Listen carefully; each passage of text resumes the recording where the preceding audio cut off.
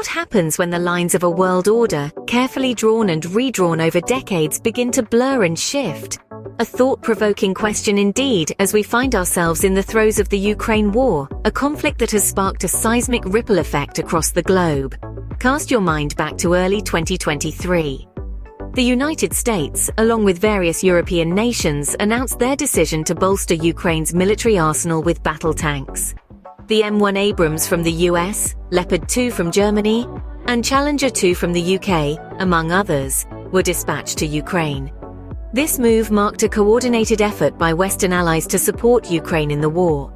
Meanwhile, Russia was grappling with its own challenges. The future of its navy seemed bleak, with performance issues, budgetary constraints, and strategic limitations. The Baltic Sea was closed off, access in the north was complicated, and the Black Sea was becoming perilous.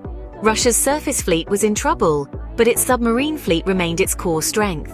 As the war progressed, Russia moved towards nuclear rearmament in Belarus, Kaliningrad, and near the Finnish border.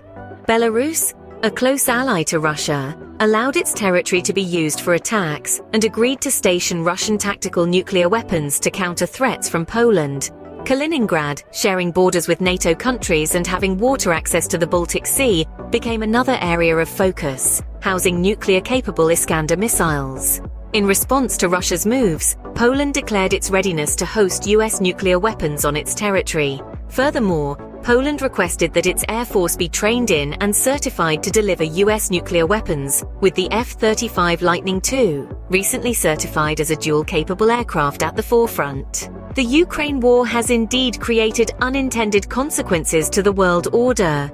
Decisions made prior to the war set the stage for conflict, and the subsequent actions have escalated tensions. We now find ourselves in a situation where both Russia and NATO are not just threatening nuclear retaliation, but are physically moving nuclear weapons or capable systems closer to the Baltic region's frontier.